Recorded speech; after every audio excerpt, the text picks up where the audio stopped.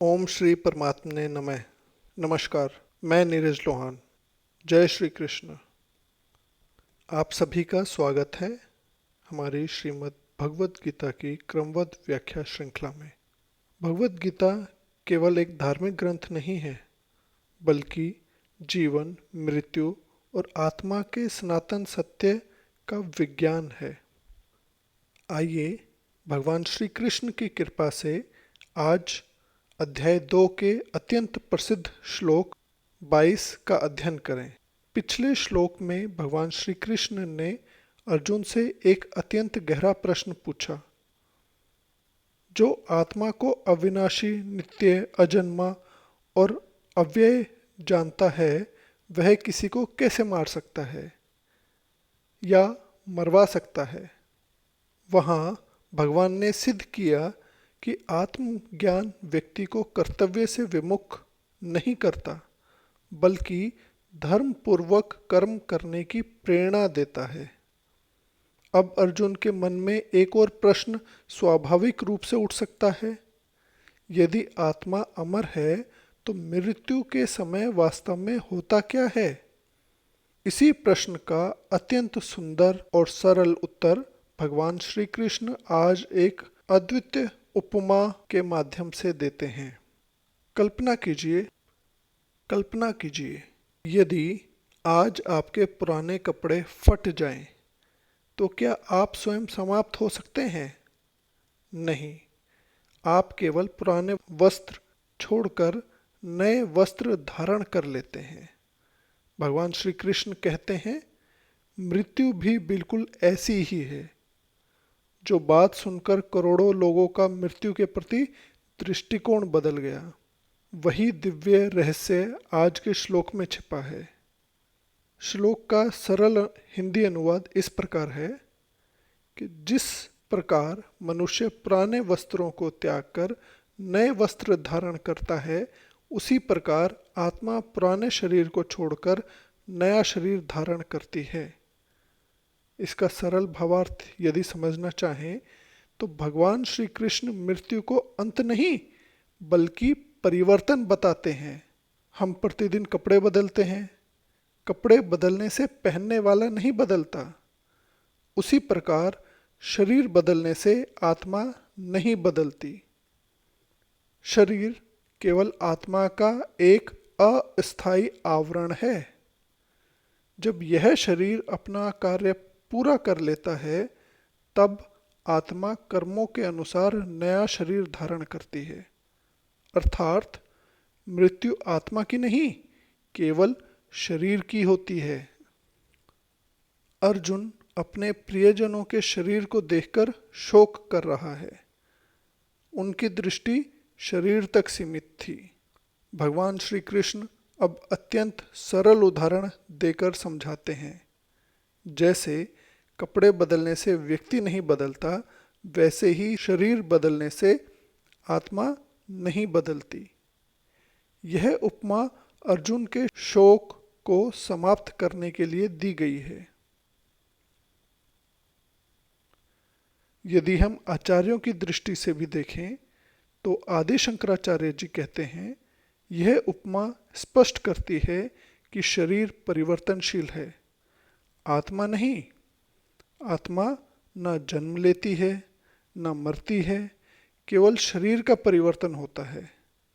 श्री रामानुजाचार्य जी के अनुसार जीवात्मा अपने कर्मों के अनुसार नए शरीर प्राप्त करती है। इसलिए जीवन में धर्म पूर्वक कर्म करना अत्यंत आवश्यक है। श्री मध्वाचार्य जी कहते हैं, प्रत्येक जीव स्वतंत्र सत्ता है। शरीर बदलना ईश्वर की व्यवस्था का एक अंग है। इसलिए मृत्यु भय का नहीं, ईश्वर की योजना को समझने का विषय है।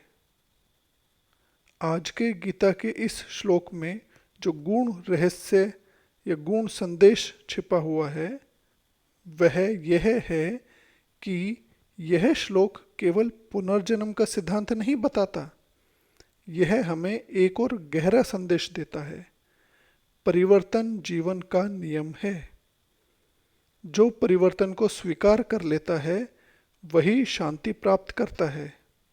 जो परिवर्तन का विरोध करता है वही दुख पाता है। पुराने विचार, पुरानी आदतें, पुराना अहंकार, इन सबको छोड़ना भी एक प्रकार का वस्त्र परिवर्तन है। गीता केवल शरीर बदलने की बात नहीं करती, वह जीवन बदलने की भी प्रेरणा देती है। आधुनिक जीवन में भी यदि हम देखें तो आज लोग केवल मृत्यु से ही नहीं बल्कि हर परिवर्तन से डरते हैं। नौकरी बदलने का डर, शहर बदलने का डर, रिश्तों में परिवर्तन से डरते हैं, उम्र बढ़ने से डरते हैं, असफलता से डरते हैं। गीता कहती है यदि प्रकृति का नियम परिवर्तन है तो उसका विरोध नहीं, उसका विवेकपूर्ण स्वीकार करना सीखो। हर परिवर्तन किसी एक नए अध्याय की शुरुआत भी हो सकता है। मनोविज्ञान की दृष्टि से जब हम देखते हैं तो मनोविज्ञान हमें बताता है कि मनुष्य की सबसे बड़ी मानसिक चुनौतियों में से एक है परिवर्तन का भय, फियर ऑफ चेंज। हम परिचित परिस्थितियों से चिपके रहते हैं, इसलिए परिवर्तन हमें असुरक्षित लगता है। भगवान श्री कृष्ण इस भय को दूर करने के लिए एक अत्यंत सरल मानसिक चित्र देते हैं। जैसे कपड़े बदलना स्वाभाविक है, वैसे ही जीवन में परिवर्तन भी स्वाभाविक है। जब व्यक्ति परिवर्तन को जीवन का नियम मान लेता है तो उसका तनाव कम होता है, स्वीकार्यता बढ़ती है और वह नई परिस्थितियों के अनुसार स्वयं को ढालने लगता है। आज चिंतन करते समय स्वयं से एक प्रश्न पूछिए, क्या मैं जीवन के परिवर्तनों को स्वीकार करता हूँ या हर परिवर्तन का विरोध करके स्वयं ही दुखी हो जाता हूँ? क्या मैं केवल शरीर हूँ या शरीर का उपयोग करने वाली शाश्वत चेतना? आज के अभ्यास के रूप में आप अपने जीवन में हुए 3 बड़े परिवर्तनों को लिखिए। फिर लिखिए उनमें से कौन सा परिवर्तन प्रारंभ में कठिन लगा था, लेकिन बाद में वही आपके जीवन के लिए लाभदायक सिद्ध हुआ। आप पाएंगे कि परिवर्तन कई बार ईश्वर का नया द्वार होता है।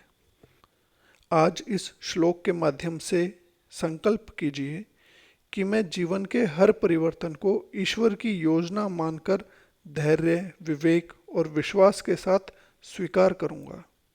मैं स्वयं को शरीर नहीं बल्कि शाश्वत आत्मा मानकर अपने कर्तव्यों का पालन करूंगा।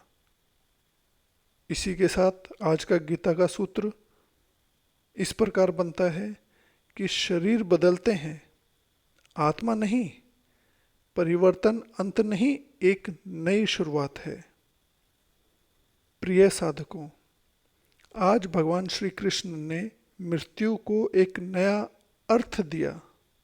उन्होंने बताया कि मृत्यु कोई विनाश नहीं बल्कि पुराने वस्त्र छोड़कर नए वस्त्र धारण करने जैसी स्वाभाविक प्रक्रिया है।